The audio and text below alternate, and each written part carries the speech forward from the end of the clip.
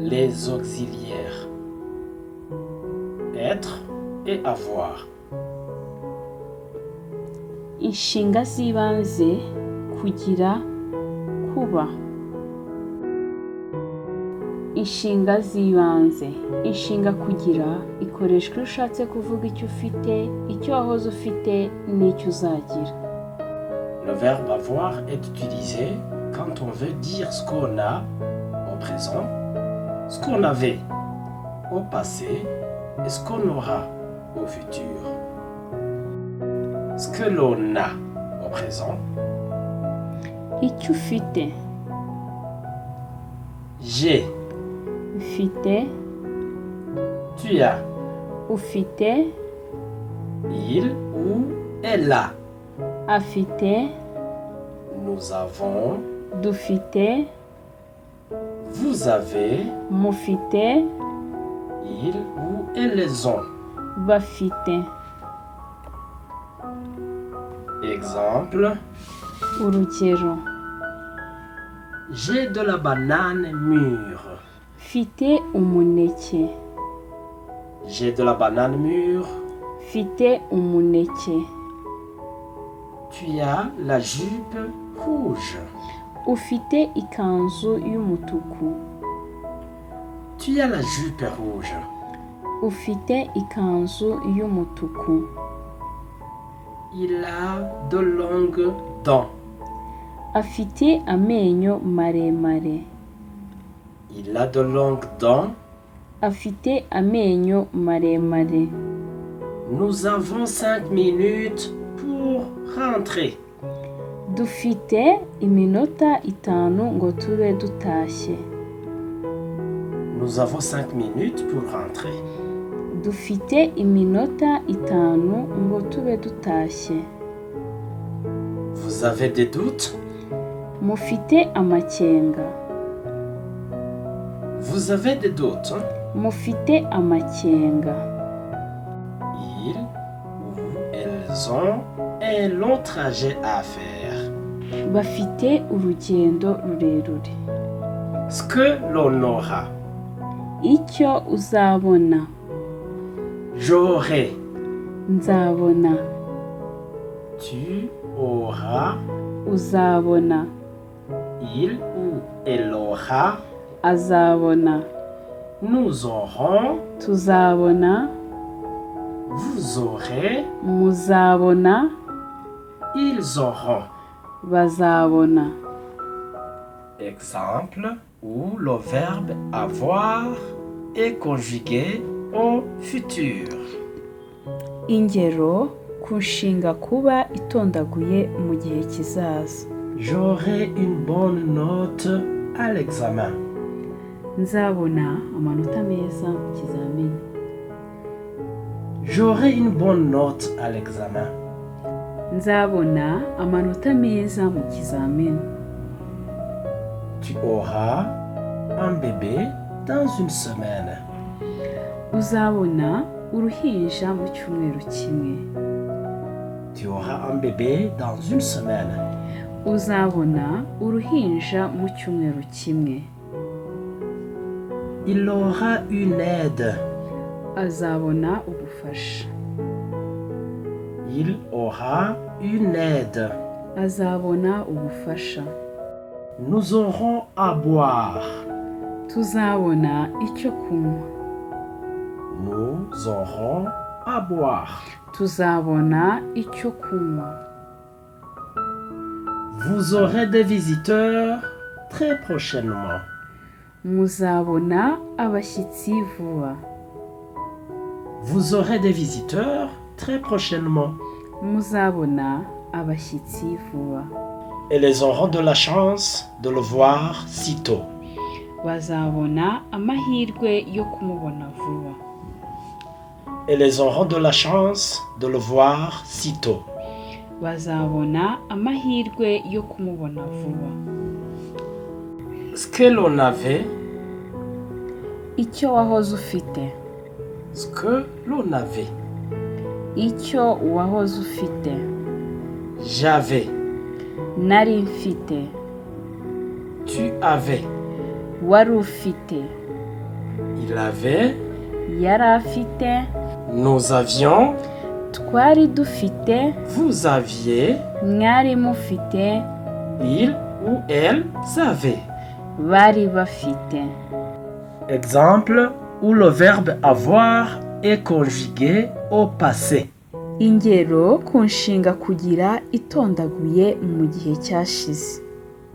J'avais une vache. Nari mfite inka. J'avais une vache.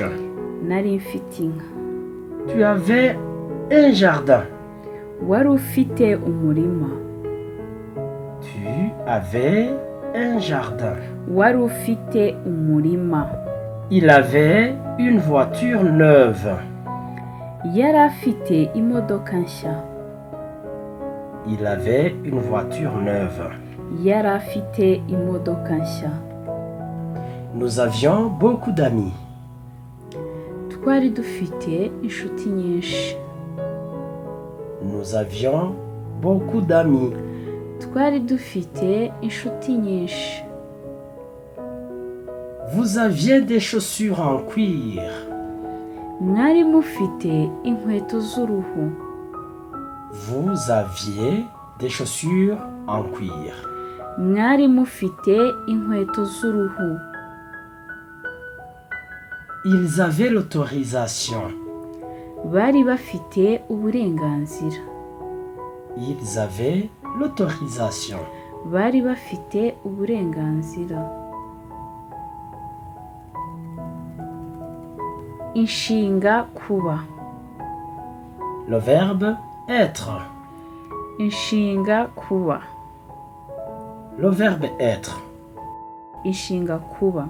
Inshinga kuba ikoreshwa mu kwivuga, kuvuga undi muntu cyangwa kuvuga ibintu. Le verbe être.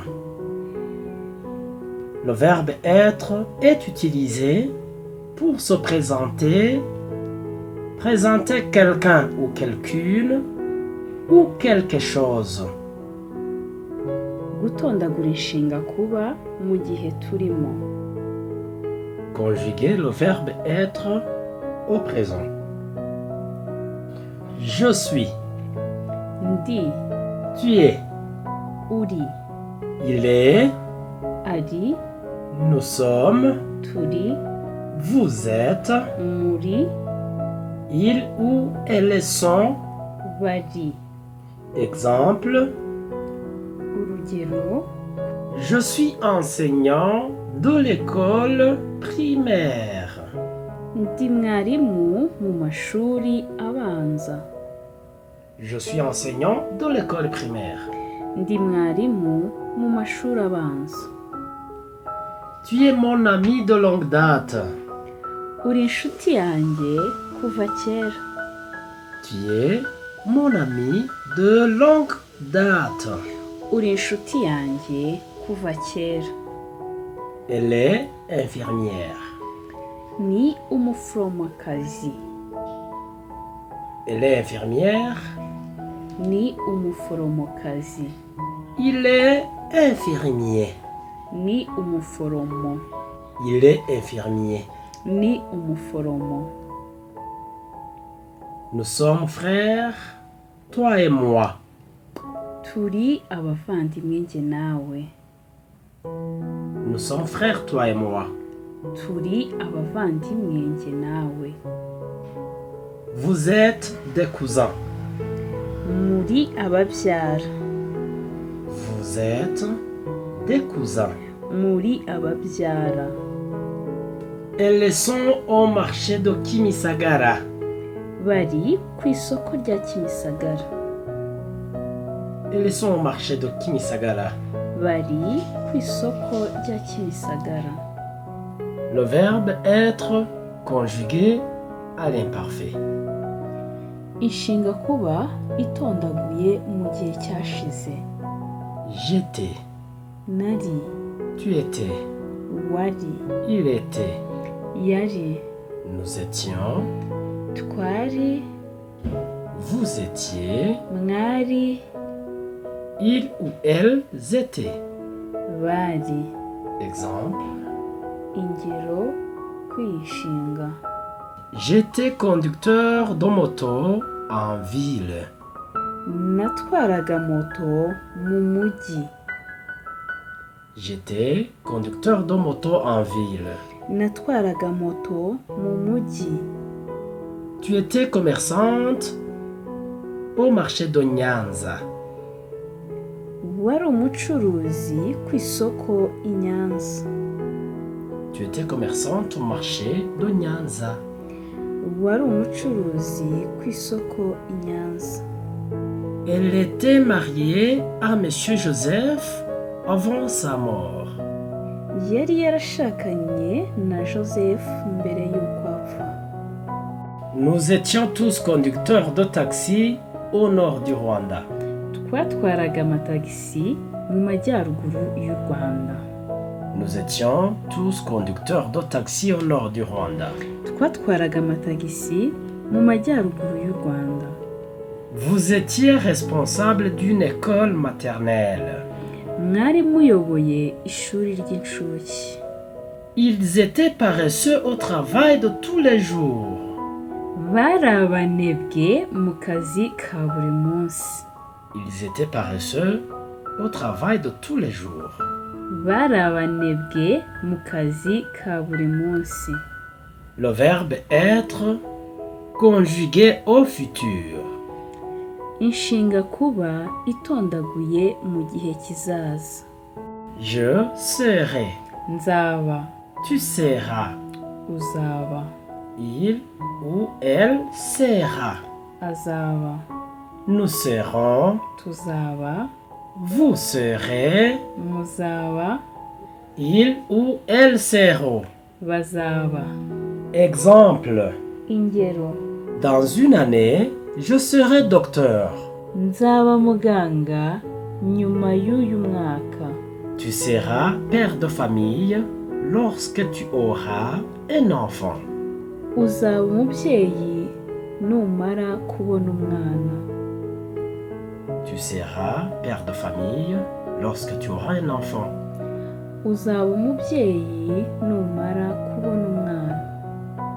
Elle sera satisfaite des résultats du concours national.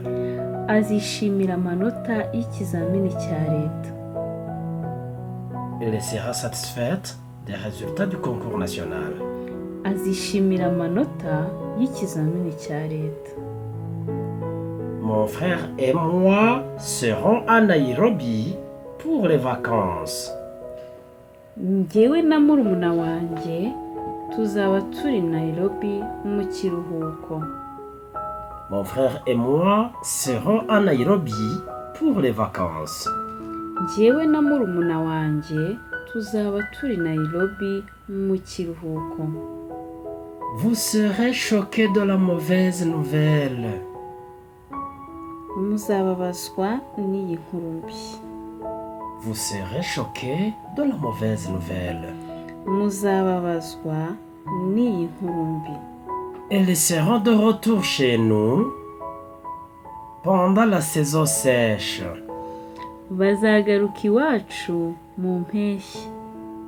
Elles seront de retour chez nous pendant la saison sèche. Bazagaruka iwacu mu mpeshyi.